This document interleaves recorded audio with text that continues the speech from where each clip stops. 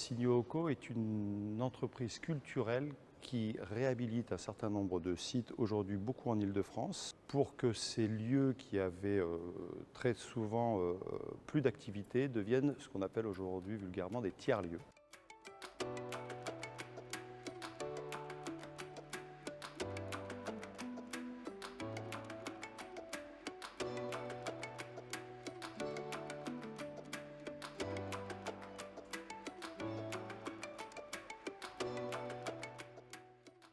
Des lieux d'activité multiples sur des territoires qui parfois nécessitent fortement d'avoir ces nouveaux lieux d'expression, d'accueil et ces nouveaux lieux d'économie aussi. On a un certain nombre de lieux que nous exploitons qui s'appellent la Cité Fertile, la Recyclerie, le Pavillon des Canaux, la Machine du Moulin Rouge, la Halle aux Poissons au Havre, la Halle aux Chepinets à Toulouse. Fort de cette expérience, ça fait à peu près une trentaine d'années qu'on a commencé dans des lieux strictement artistiques, pluridisciplinaires,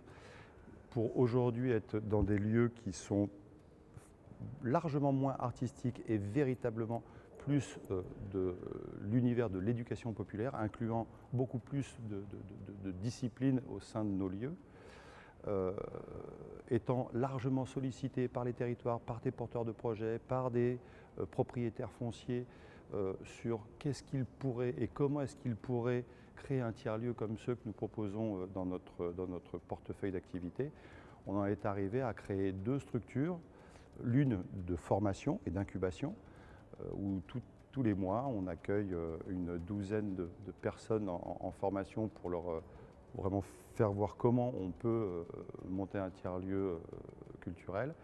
Et on a une deuxième activité qu'on développe aussi qui est du conseil aux collectivités et conseil aux propriétaires fonciers pour pouvoir les accompagner sur la réalisation de tiers-lieux dans leur territoire.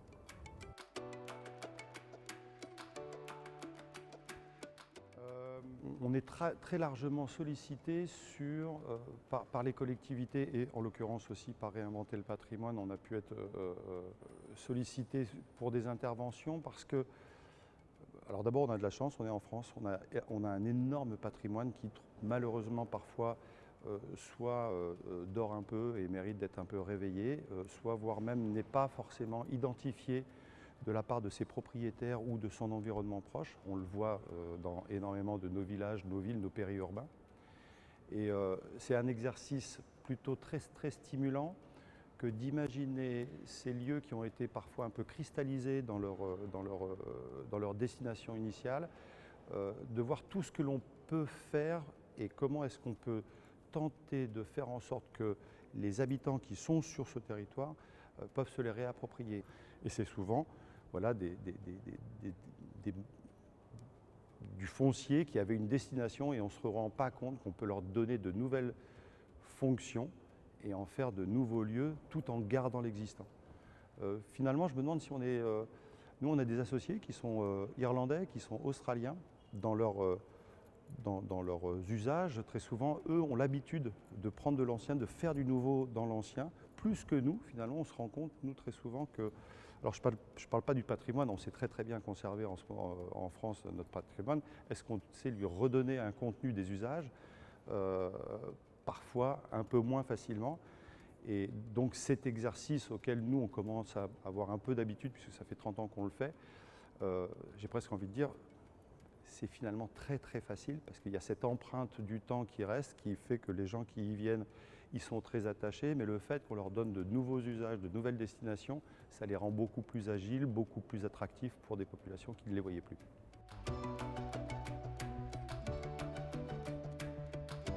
L'expérience qu'on a pu avoir avec Réinventer le patrimoine nous a fait voir à quel point il y a, je déteste le mot de champ des possibles, mais il y a vraiment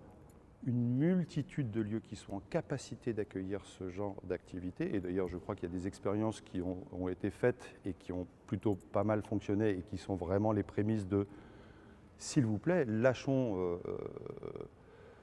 la bride sur le coup et il est temps d'oser mettre ce patrimoine et de l'exposer à des usages un peu du quotidien de la part de ces gens qui habitent sur ces territoires. Et puis après, on a fait aussi ce partenariat avec l'école de Chaillot, avec avec les Chaillotins, il y avait un prémisse à la fois marier la réalité du patrimoine et justement cette mutation vers les nouveaux usages, et on pouvait véritablement enfin avoir l'espoir pendant 1 an, pendant 6 mois, de travailler sur la rencontre entre le contenu et le contenant. J'espère qu'on va pouvoir continuer cet exercice dans les années à venir, parce que combien y a-t-il aujourd'hui de bâtiments délaissés qui méritent qu'on leur rende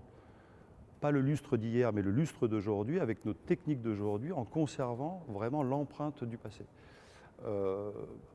Voilà, c'est une page est ouverte.